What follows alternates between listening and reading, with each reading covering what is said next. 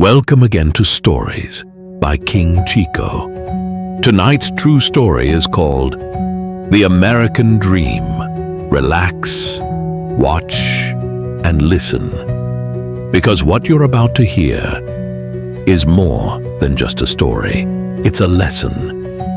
It was the year 1980, a time when America wore suits of pride and power, but the seams were torn with tension. We had just landed in New York City. The massive Boeing 747 rolled across the runway and came to a final stop. My father, a proud 40-year-old man, strong but gentle, stepped off the plane beside me. I was 20 years old, young, wide-eyed, full of dreams. It was my first time in the US, and I was buzzing inside. America. We passed through immigration, no problem. Got our luggage, no stress. But just as we were about to step into our new chapter, they appeared. Two white American cops, early 30s, built like action figures, fit uniforms tight on their bodies. They blocked our path. "Excuse me, sir," one said. "We'd like to search you." My dad blinked, calm but surprised. He didn't argue, didn't resist. He looked at me and nodded. We followed them. They led us into a back room, cold, quiet. We sat. A few minutes later, two more white officers joined. Same build, same look, same energy. No smiles, no introductions, just hands rummaging through our bags. My father asked, "Is there any problem, officers?" Their answer was short. "We're searching for drugs." My father's eyes widened. I felt a chill. You see, I was still excited back then. I'd only seen American cops in movies. I thought this was part of the show. I was even smiling until they started getting rough with him. He was a gentleman. They treated him like a criminal. I started crying. He looked at me, steady as ever, and said, "It's okay, son. They're just doing their job." But deep down, I knew he didn't deserve that. Still, he stayed calm.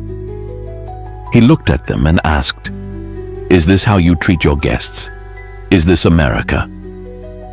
They didn't answer, not until they saw the envelope. Inside it, documents, a letter. An official invitation from a major oil company. Their tone changed. Their faces softened. "Welcome to America," one finally said. We walked outside to a black SUV, polished, waiting, sent by the company. They took us to our hotel, and inside that ride, my father turned to me and said something I would carry for the rest of my life. "Forget what you saw today. Never see color. We are all the same." And I listened. Despite the way they treated him, I never judged every cop, never hated white people. I learned to look deeper. Because that day, my father didn't just protect our documents. He protected my heart. Moral of the story: prejudice doesn't always come with loud insults. Sometimes it wears a badge. Sometimes it's silent. But it never defines everyone. My father could have fought hate with hate, but he chose grace. He showed me something stronger than rage: dignity. In 1980, I learned two things. One, racism is real, even in the land of opportunity.